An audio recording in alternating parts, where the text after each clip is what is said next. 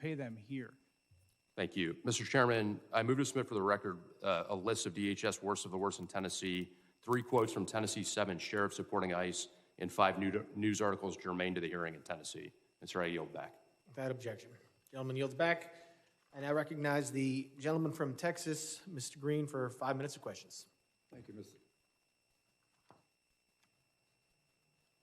Sorry, Mr. Chairman. Can you hear me now? The microphone right there. Well, will you give me a moment to get a bit closer, please? Thank you, Mr. Chairman, and I say it sincerely. I believe this is a most valuable hearing, and I'm honored that the ranking member would be here with us to accommodate us, as is the case with you. Mr. Lyons, is it true that you have a criminal justice degree, a bachelor's degree in criminal justice? Yes, sir, it is. Is it also true that you have a master's degree in criminal justice leadership? Yes, I do. And would you, as a professional with 2 degrees in criminal justice, indicate to us that if an officer commits murder, that officer should be prosecuted? Sir, any law enforcement misconduct needs to be investigated and prosecuted. Investigated and prosecuted. And have you seen the widely published video of the killing of Mr. Alex Preddy? Yes, sir. And, sir, my assumption is that if I ask you whether this was an injustice, you would say you cannot comment because of an ongoing investigation. Is that a fair statement? Yes, sir. And what is the rationale for not responding to an ongoing investigation? Sir, I don't want to impede or prejudice the investigation. No, not this one. Oh. Any, as in your profession now, but any investigation. What's the rationale? Not this one, any. Same for any investigation, sir. I don't want to. You would not want to. I don't want to bias or put my finger on the scale of any investigation. You not. What's the rationale for your not testifying about it? Is my question. I don't understand your question, sir. What does the law say? What is the rationale? What harm would it do if you testified? Because I don't have the full facts of the case yet, sir. Exactly. That's what I expected you to say. You don't have the full facts. Thank you.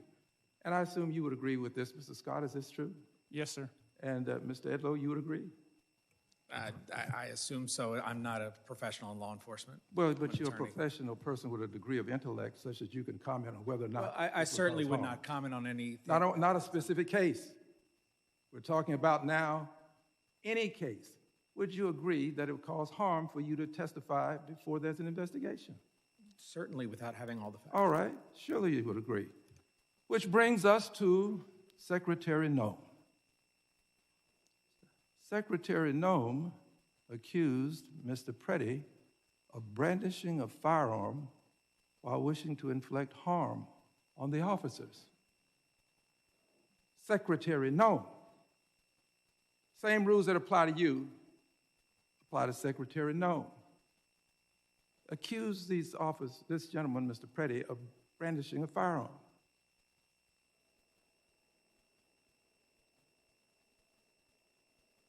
Secretary Noem doing this when she did without an investigation. We have to agree that there's not been an investigation. I don't think I have to ask you that. Not a complete investigation that we know of anyway. She did it right afterwards. Having done this, she is violating this very basic principle that you have called to our attention today. And we have to ask ourselves, why would she go so far as to say brandishing when he did not? The video will clearly show it. And she said wishing to inflict harm. Did not inflict any harm. But the secretary, without an investigation, made these comments. I'll tell you why. The secretary was in a rush to cover up, to make sure that she was protecting the officers without regard for the life that was lost. And in doing this, she was violating not only this basic moral concept, she was breaking the law. The secretary should be investigated right along with those officers who are out there engaged in this ungodly conduct. She should be investigated. And in my opinion, based upon my observation, secretary should not only be investigated, the secretary should be prosecuted right along with those officers. This man did not brandish. This man was not armed. This man did not attempt to hurt those officers. They should all be prosecuted.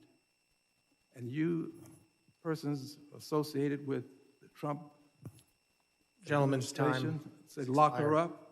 I say lock her up. Gentleman's time has expired. I now recognize the ranking member for UCs. That's correct, Mr. Chair. Mr. Chairman, I ask unanimous consent to insert two statements for the record. One submitted by the Refugee Council USA and the other from the Baptist Joint Committee on Religious Liberty. Without objection.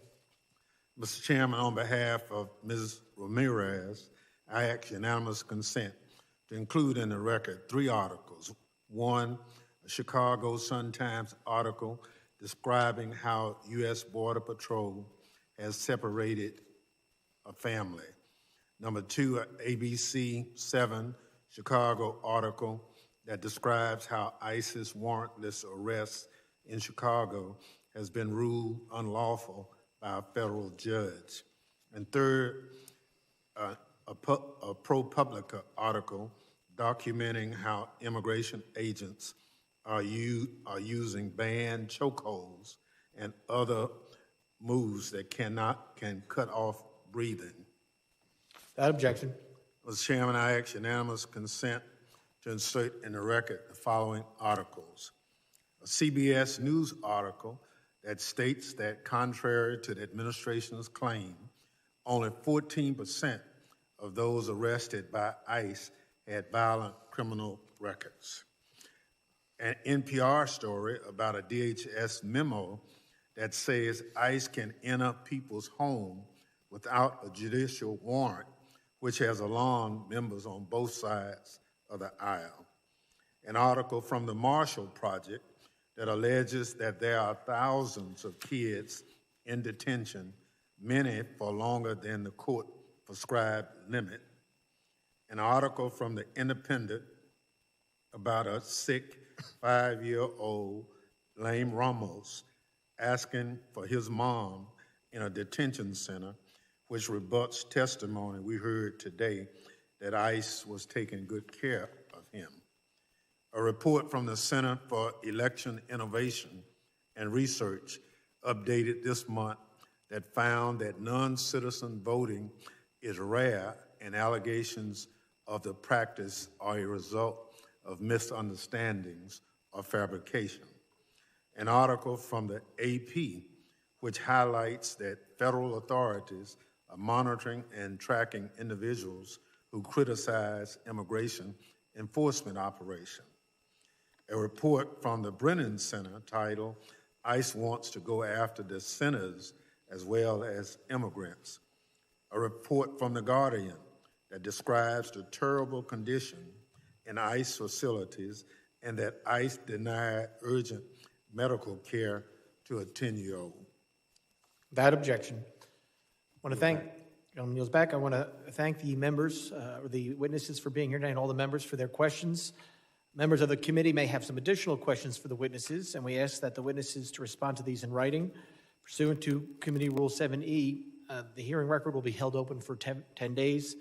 I want to let the audience know that please still be seated while the witnesses and their teams leave. Without objection, this committee stands adjourned.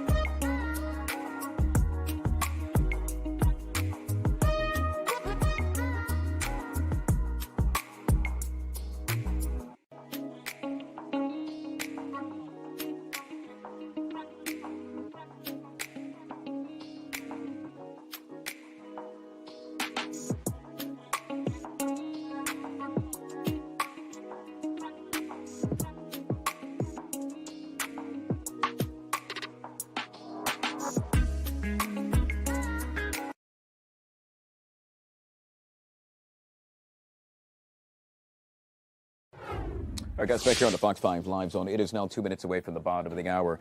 We're following a developing story out of Arizona where the FBI releasing surveillance photos of a potential subject in the investigation into the disappearance of Today co-anchor Savannah Guthrie's mother.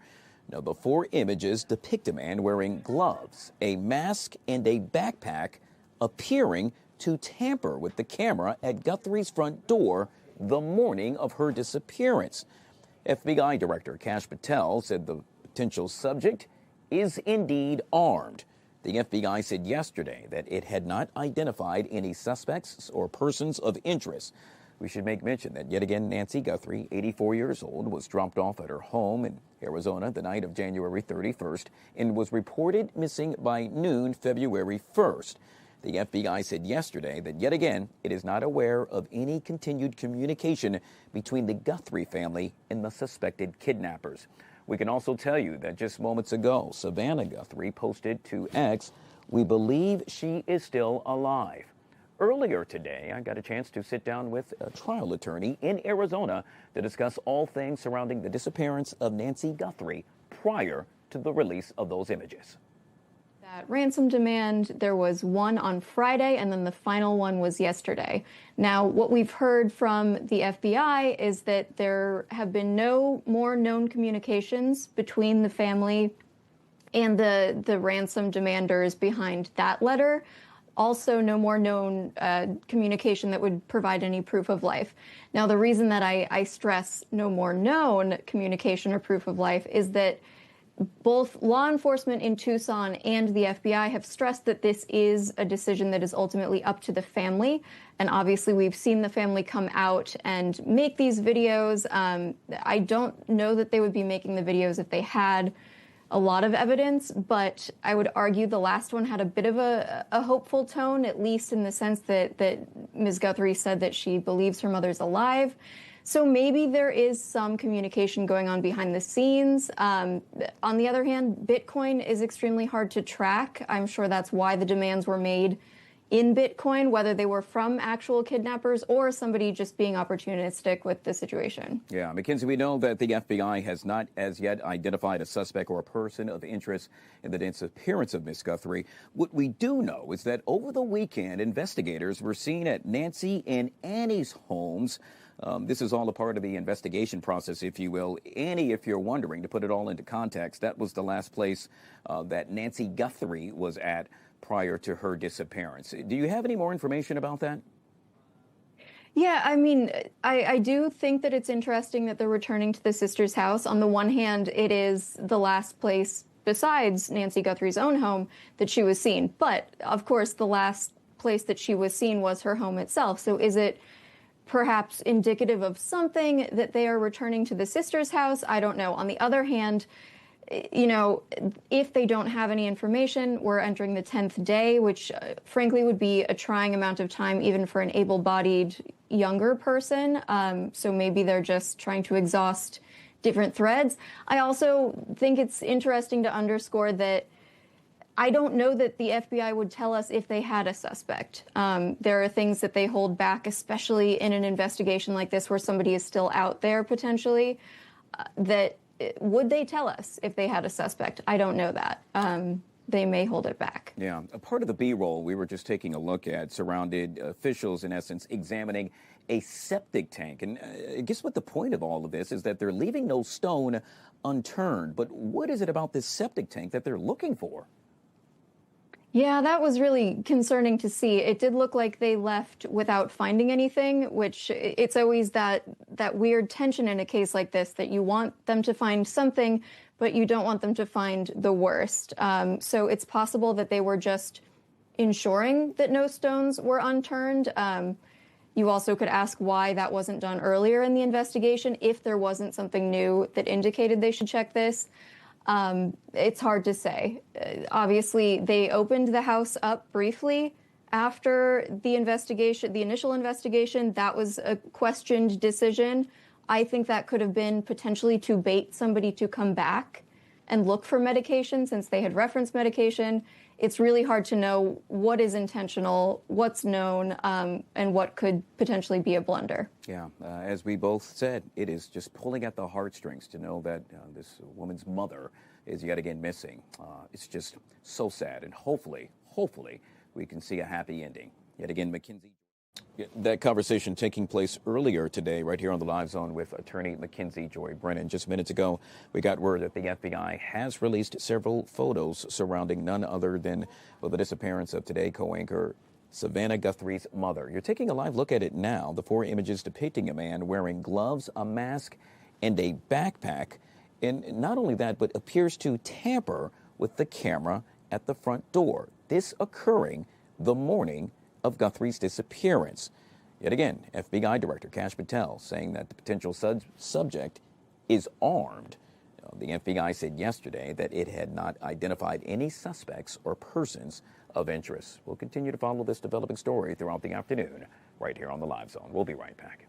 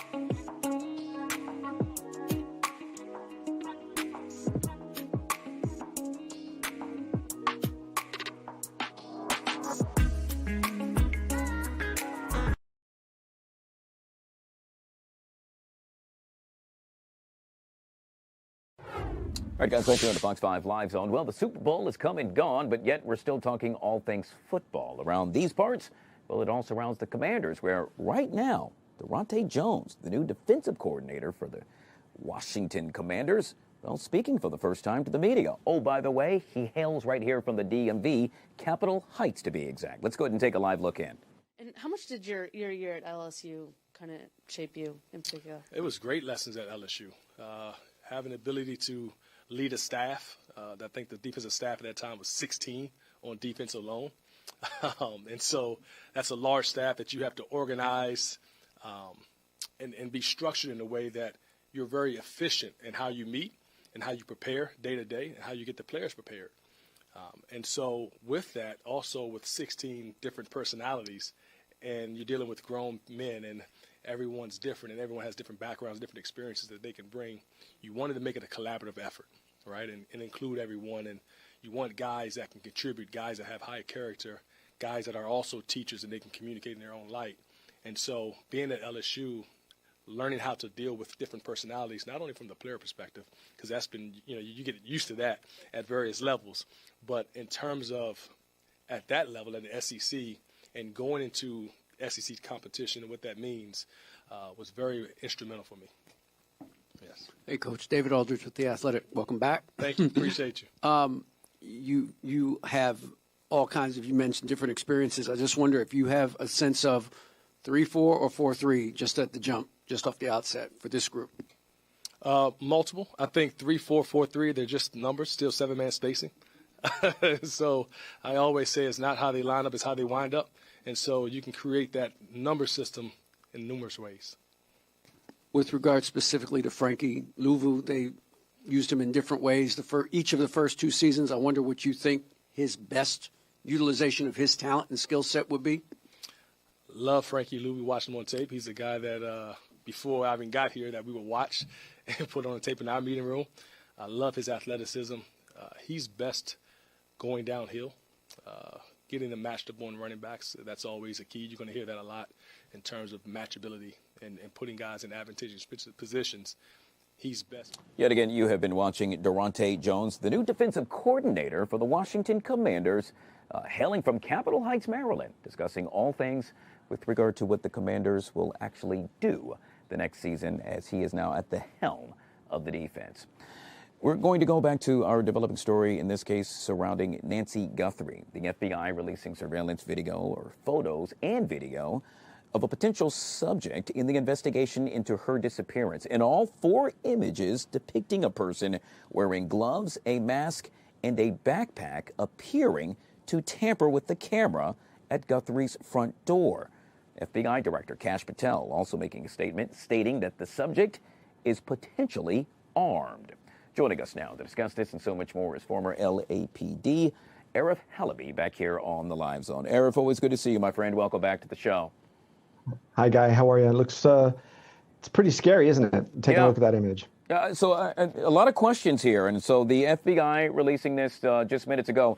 Arif, before we get into the actual images, correct me if I'm wrong, but I stood or sat right here several days ago where there was a presser held to which officials and/or authorities stated that they did not have any images. So what gives? How did we get to this point?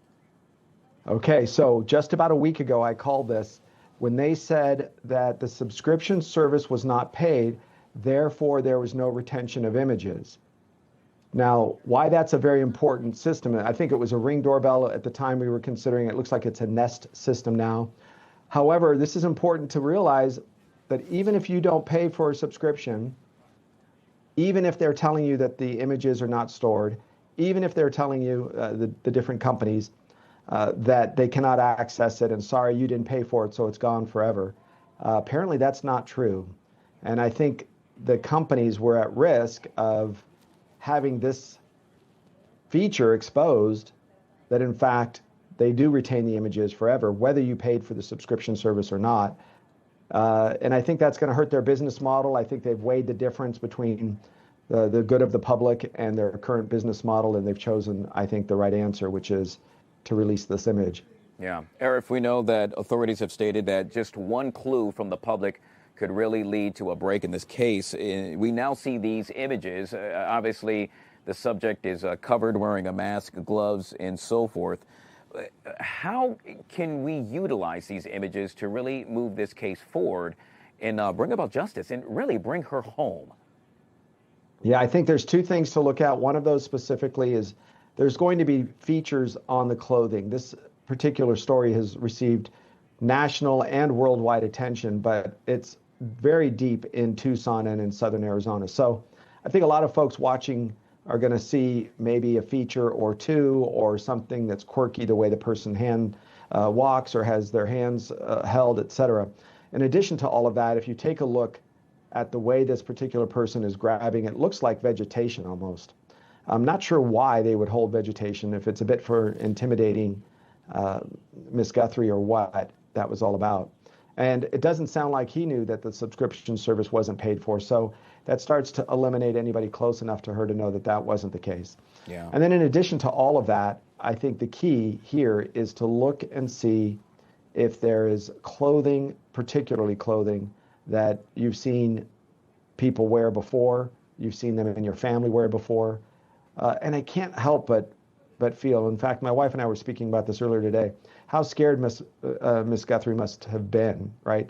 The fear in her voice. I'm sure that's what Savannah and her family doesn't really want to think about, but this is a pretty scary looking individual. Yeah, we also know that a ransom was asked for, if you will, or and to that point we know that it has not been paid as yet. We also know that Savannah Guthrie just minutes ago releasing a statement stating that we believe she is still alive, remaining optimistic, Arif, that her mom is still with us. I think it's the same thing that I would say and I would believe and I would hope, but I think professionals are starting to wane a bit and starting to think differently. For many of us, we've thought by now that there are two separate crimes occurring, the kidnap of Miss Guthrie and at the same time, the phony hoax in asking for a ransom. Because if you ask for a ransom, and I've mentioned to you, I think one of the other times we spoke, that I had a friend of mine whose job it is to go in and surreptitiously go and grab other people out of harm's way, especially in Mexico. And this is very common. Kidnapping is regularly occurs in towns across Mexico, Brazil, the Philippines, India, all over the continent of Africa. This is a fairly common thing. And so when you kidnap, you want your money fast. Your goal is not to hold on to anybody because then you got to feed them, you got to care for them, you have to worry about security for them. Your goal is to get paid and turn around and disappear in the wind. That doesn't seem to be the case here. That's why many of us that are professionals in this world start thinking that there are two separate crimes occurring. The dragging on of proof of life and the return of Miss Guthrie and the payment of the money on one side, and then the initial kidnapping of her on the other side. Yeah. Arif, we are downloading more video as I speak, and if we can, Joey, let's go ahead and play this. I want folks to literally take a look at this, and from an authoritative standpoint, being that former law enforcement there, Arif, what exactly should we look at with regard to this walk? Meaning, the way he walks, the way he's going about to move, is that yet again something that perhaps someone who knows this person would be able to identify? I would almost say that this particular person is well known somehow in the community. I would even bet that the person probably works in the community. And somebody made a comment over the weekend as we were listening in as to the various stations that were covering it. And they had mentioned that, yeah, we can't really seem to find anybody in the 50 or so cameras, 7 high-definition cameras that run along Highway 19. But you know what we are finding on the same token is why can't this person still be in the neighborhood? So maybe they took side streets and they never really left that neighborhood of Tucson, which is important because then we wouldn't find them in the various areas on the highways or the traffic cameras, et cetera. Now, if that's the case, right, you release this image in a real concentrated approach to neighbors, and they might say, well, I saw the kid across the street or the husband down the way, and maybe it becomes something like that. It also impacts the idea that we believe that there are 2 or 3 or 4 kidnappers. In this particular case, only one person is ever really seen, unless the bad guy went through the back door and somebody's in the front and somebody's in the back. But we don't see that. This images that they're releasing is really one. And you had mentioned something also, Guy, at the beginning where you said just a week ago, they were saying, sorry, we don't have any images. That's the job of law enforcement. It's to never communicate the truth to us as we would want it to be. Their job is to recover the person. The truth, the story, the rest of the story, that's court. So we take it with a grain of salt, whatever law enforcement, including the FBI, including Kash Patel, and including anybody else you might like, whether it's the sheriff or whoever. Their job is to communicate whatever it takes to get back Ms. Guthrie, not necessarily the truth. I'm curious, Arif, with your experience, is it common with regard to a kidnapping for just one person, one suspect to take part in it, and/or is it a collective group of people? Because yet again, we're only seeing an image of one person. Yeah, it's almost impossible for one person to carry out the full kidnapping. And for a few reasons. One of those is you have to drive the car, you have to secure the person in the back seat or the back of the van or whatever it might be. You have to watch out for law enforcement. You have to be able to be decent enough to write a letter. My contention is that letter was written by AI, ChatGPT or somebody else. It was not written by the English major from Arizona State University, as many people, including Harvey Levin, has mentioned. I don't think so. I think it was written by AI, so that means somebody's got to understand how to Google or Grok or whatever it might be. That's number one. Number two is I think the understanding of Bitcoin wallets and VPN, that takes a special skill set. I don't know how to do that. Maybe you have to be under the age of 30 to figure that part out. However, I think there's the mindset, the expertise is 2, maybe 3 different people. But again, we only see one in this image. Yeah, and so we'll end with this, Arif, and that's what is the next step in the investigation now that not only the images but videos have been made public? When these images were made public, it was a calculated decision to do a couple of things specifically to almost communicate that they've run out of leads. Everything that they've done behind the scenes when they've kept these images, which they probably obtained within 24, maybe 48 hours of her missing, they had these images. They were trying to work leads. Maybe they showed them to individuals down in the neighborhood. Maybe they went through various law enforcement officers, detectives, undercover officers that work the streets and say, hey, does this look familiar? That's what we would do. We would often go to different areas of the city of Los Angeles and deal directly with the undercover agents, the neighborhood police officers, the detectives, and say, we're looking for this person before we put it out. Does it look like anybody that you know? So that was a few days, probably 4 days worth of work. And then they just thought they were going to keep this to themselves because that's the whole idea. Just like in the Colbert case, right? Up in Idaho, they didn't release all of the information until trial. And that's what they're supposed to do. Sometimes they release enough information quickly, like in the Charlie Kirk assassination, and it worked well. It was correct, and it's what led to the capture of Charlie Kirk's assassin. I think in this particular case, they were trying to withhold as much as they could for as long as they could, because it's important to have some information that the bad guy doesn't know about so that they can communicate. For example, the bad guy could say, you know, here's proof of life and I'm the one that took her. The communication would be, what type of mask were you wearing? And most of us might consider, well, it's a surgical mask like they've been passing around since COVID. In this case, it's a ski mask. So you would say, oh, this person now understands that they were wearing a ski mask. That's a way to decide the validity and the veracity of their claim that, in fact, they're the kidnappers. So that's why you would retain some of this information. Well said. Yet again, 4 images depicting a person wearing gloves, a mask, and a backpack appearing to tamper with the camera at Guthrie's front door. FBI Director Kash Patel stating that the subject is armed. Arif Halaby, former LAPD, joining us right here on the Live Zone. We know it happened to be last minute, Mr. Halaby. We truly appreciate your time. You're welcome. Thank you. All right. We'll take you from Arizona to the White House, where White House Press Secretary Caroline Leavitt giving the latest briefing. Let's go ahead and take a live look in. On Friday, and the S&P 500 and the NASDAQ continue smashing record after record. So with President Trump in charge, Americans' 401ks and retirement savings are booming once again, and these new Trump accounts for America's kids will boom too. So with that, once again, every parent should go to trumpaccounts.gov today, and I'm going to put it on my own personal to-do list to sign up for one as well. With that, I will take your questions. Caroline Downey from the National Review is here. Thank you for being here, and why don't you kick us off? Thank you for having me.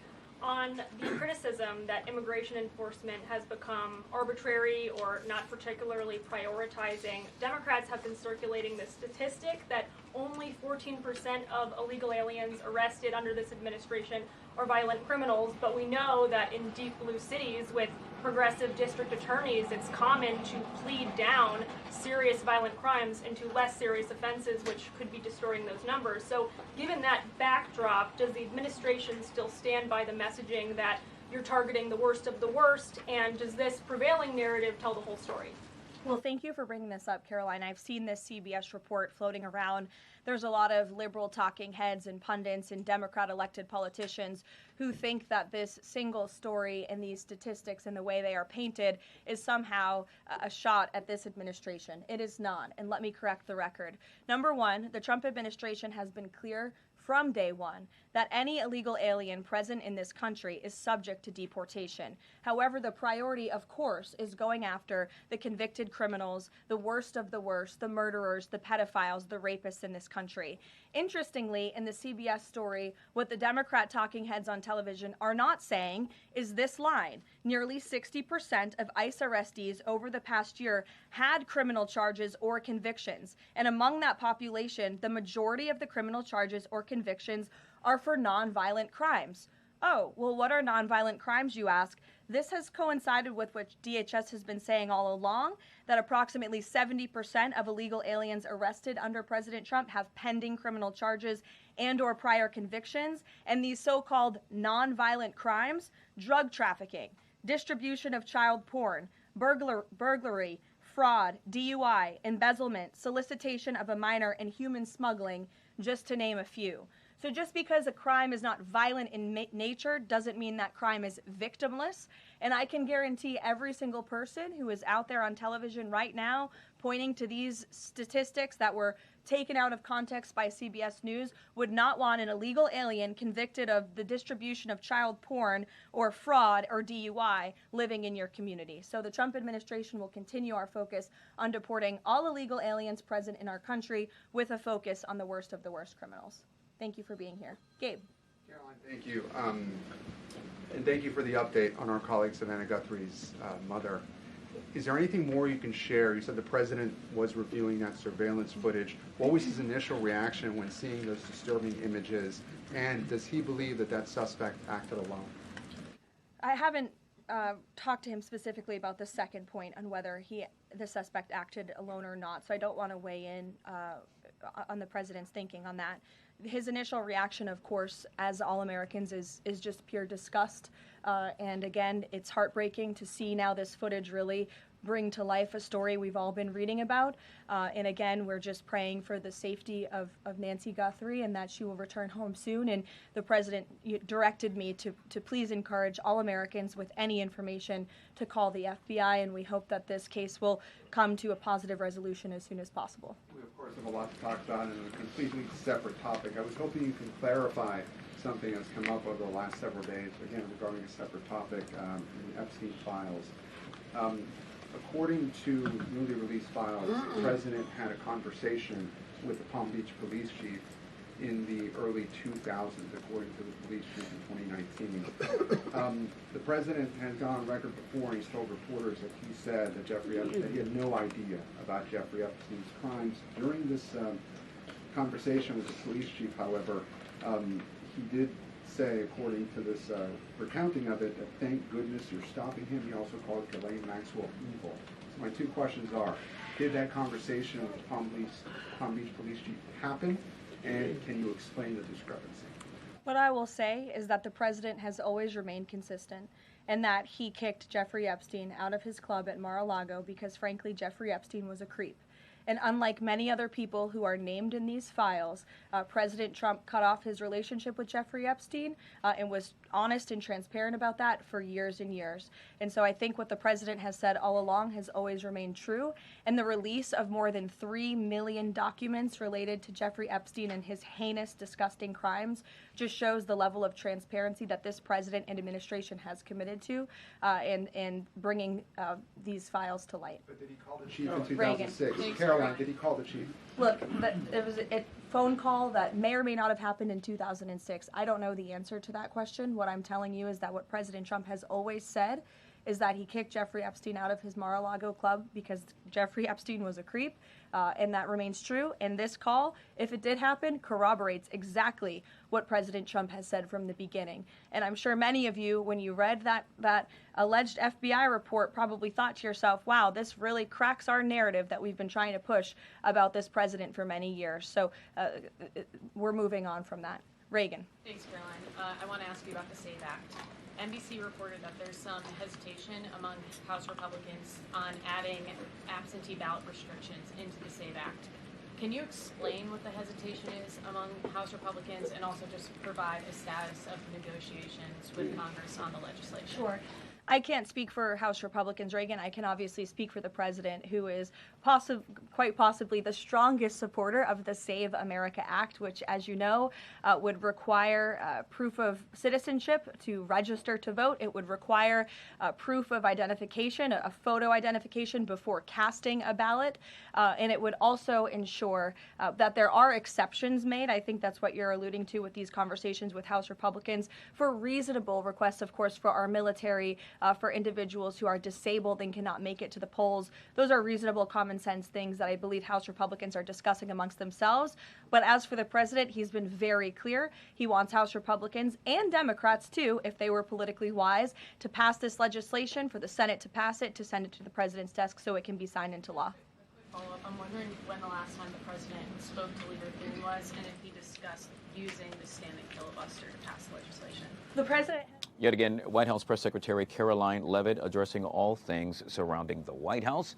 You can continue to watch the presser on our YouTube page. You see it right there on your TV screen, youtube.com/@Fox5DC. On behalf of producer Joey, I'm Guy Lambert. Thank you so much for watching. We're back here tomorrow at 12 noon. The Take coming up next, right here on Fox 5.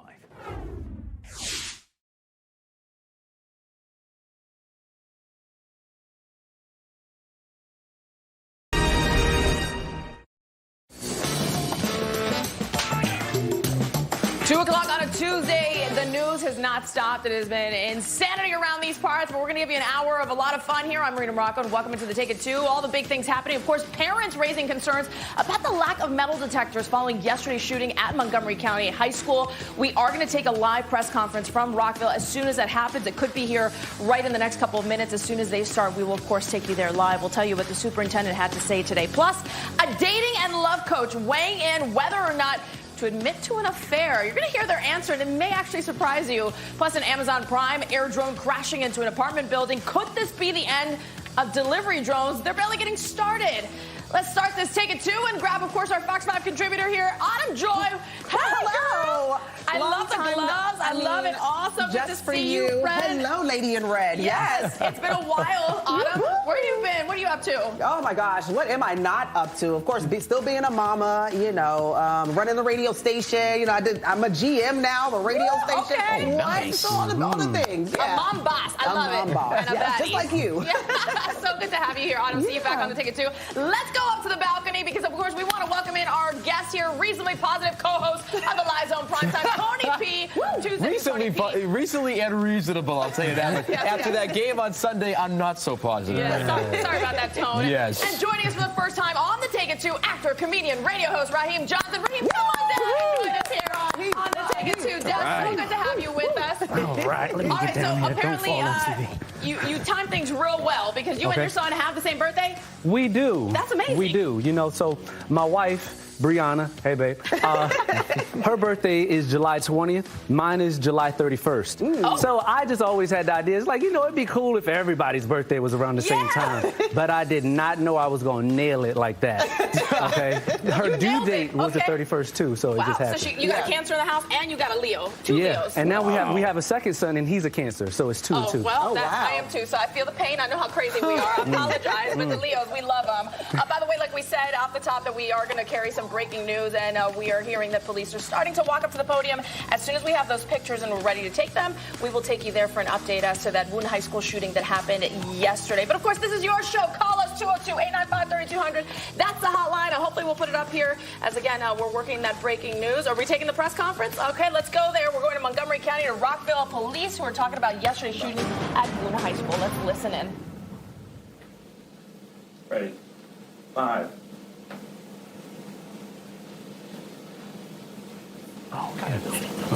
Good afternoon, everyone. Chief Jason West, Rockville City Police. I'm joined here today by our partners. We're here to give an update on the shooting that occurred at Wootton High School yesterday at around 2:15 p.m. I'm joined by State's Attorney John McCarthy, Sheriff Max Wee, Commander Jordan Satinsky of the Montgomery County Department of Police, and Deputy Chief of Police for Rockville City, Barry Dufek. Yesterday, we responded to the report of a shooting at Wootton High School at about 2:15 p.m. Our officers arrived on scene quickly, and we were able to locate a victim that was in need of medical assistance. First arriving officers provided that assistance. We quickly learned the identification of a possible suspect.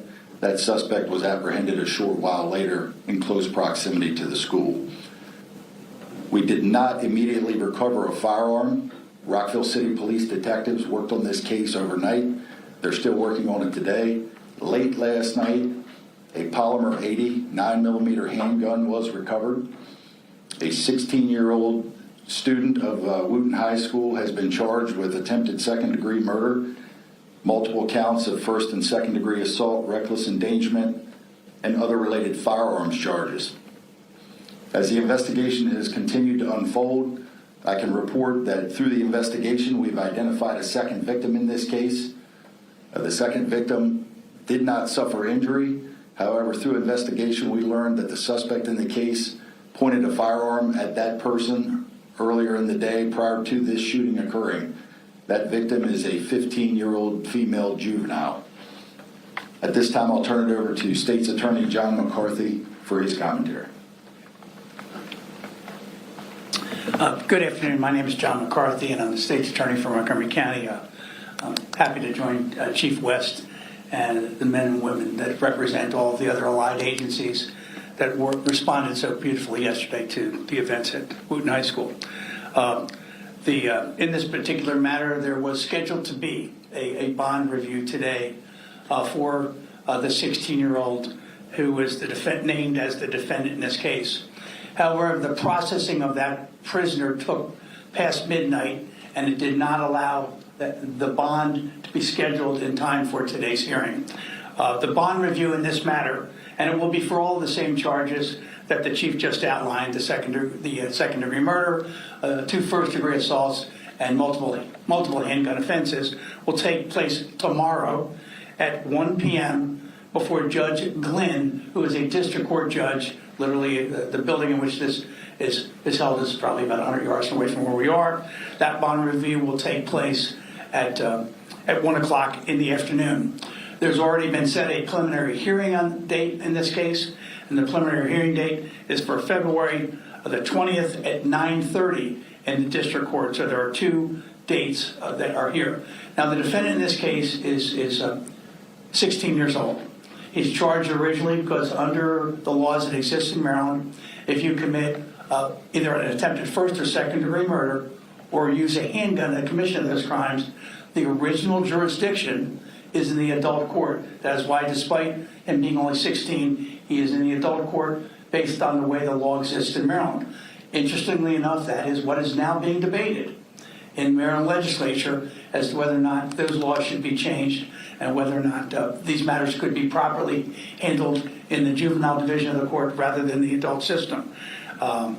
Again, it's just ironic that this would happen at a time when literally on Thursday of this week, this would be debated in the House of Delegates as to whether or not we're going to change how we would handle these matters and whether or not that would be an appropriate place or where a child could receive appropriate treatment for whatever led them to become involved in crime.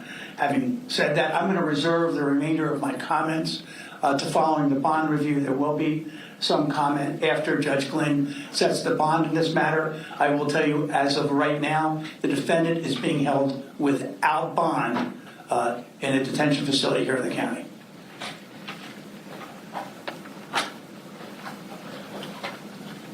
We had a lot of questions about the coordinated response yesterday, and I'd really like to talk about that for our community. This was a coordinated response between 3 significant law enforcement agencies in this county: the Rockville Police, Montgomery County, and the Montgomery County Sheriff's Office. In my time as a law enforcement officer, I've never seen such a fluid and smooth operation. We don't want these events to occur in any of our schools in this city or in this county, but I can assure you that if those things do happen, our officers are trained, they're prepared, and yesterday they acted without hesitation. The first arriving officers from all 3 police agencies, without due regard for their own safety, entered that school, and they used their training based on the active shooter protocol. They did not wait in the parking lot. They did not wait for backup. They made entry to save and preserve lives. And for that, I'm extremely proud of everybody's effort. At this time, I'd like to ask Sheriff Wee if he'd give some commentary on that joint response. Thank you, Chief. Again, good afternoon. My name is Maxwell Wee, and I'm the sheriff here in Montgomery County. First off, let me reiterate our thoughts and support for the victims of this tragic incident, as well as all the students, the staff, and the greater Wootton High School family that's been affected. As the chief said, we are very thankful for the coordinated efforts, the training that we put in on the front end by the agencies here in Montgomery County. I'm so incredibly thankful by our Montgomery County police partners, our municipalities throughout the county, certainly to include Rockville City, as well as the amazing work done daily by our sheriff's deputies. In this specific incident, it's my understanding we had over 15 sheriff's deputies that responded, and that commonality training that we work together before these types of critical incidents, again, as the chief mentioned, we're able to respond as one unified force. And again, I'm very appreciative of all the work that's done by our law enforcement agencies. Thank you, Chief. Just as a follow-up, the victim in this case remains in stable condition at an area hospital. At this time, we'll take a few questions. Could you tell us a little bit more about the relationship between the suspect and the victim, or anything you've gleaned from the investigation so far? So I can tell you the victim in this case and the suspect are acquaintances. We are still investigating whatever that relationship may be, whatever the motive was for this crime. Can you speak to the 15-year-old as well? Does that mean charges could be upgraded if he pointed a gun at somebody else? And maybe you said this, but the 15-year-old was also a Wootton High School student? Also a Wootton High School student. We had probable cause to file the charges for first and second degree assault. Whether or not charges get upgraded or downgraded would be left to the good judgment of our state's attorney. So is that second first-degree assault charge related to the 15-year-old, or both related to the initial victim? And second, was law enforcement aware that he was flashing this gun on social media inside the school before the shooting? So the second count of first-degree assault, second count of second-degree assault are related to the second 15-year-old victim. As far as what was occurring in that school prior to the shooting, that all remains under investigation by our detectives at this time. Yes, ma'am. Did the gun pointing incident, was that before or after the actual shooting? We've learned that that was before the actual shooting. And was that in a classroom? Can you share where that happened in the school? At this point, that remains under investigation. I'll take one more question. Was he wearing an ankle monitor at the time?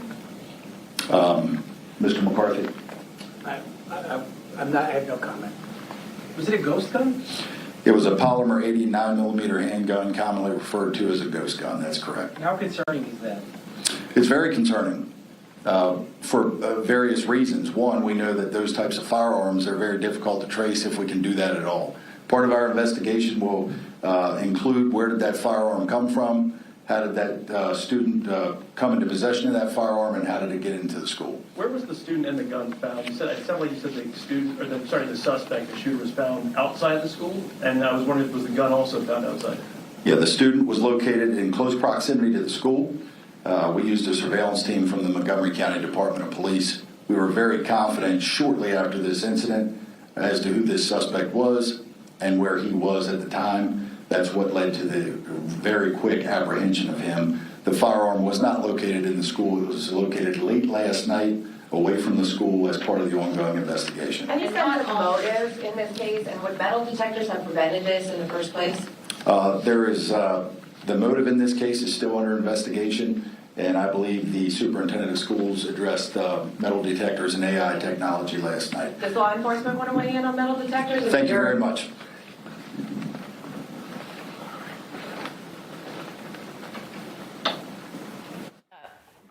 You've been listening in there to the police chief for Rockville Police, as well as the Montgomery County State's Attorney. And right now, we understand that a 16-year-old student of Wootton High School is being charged as an adult with second-degree attempted murder charges. They'll go before a judge tomorrow, and bond will be set. There's also some secondary charges, and that's in relation to a second victim. Today is the first day we're learning about this second victim. Allegedly, according to police, this suspect pulled that gun on a 15-year-old female student inside Wootton High School. There was no incident there. It seemed as though it hadn't been reported prior to that shooting, which then followed. And then we heard, of course, those charges that were brought. That student is in custody. The gun was discovered late last night, and police believe it to be a ghost gun. As soon as we get any more updates and details, of course, we'll bring them to you. We'll have a live recap coming up at the top of the 3 o'clock hour, and we will be in court tomorrow when that first appearance happens before a Montgomery County judge. In the meantime, let's kick off this show and bring you all the latest here. But before that, let's go to break, and we'll recap on the other side.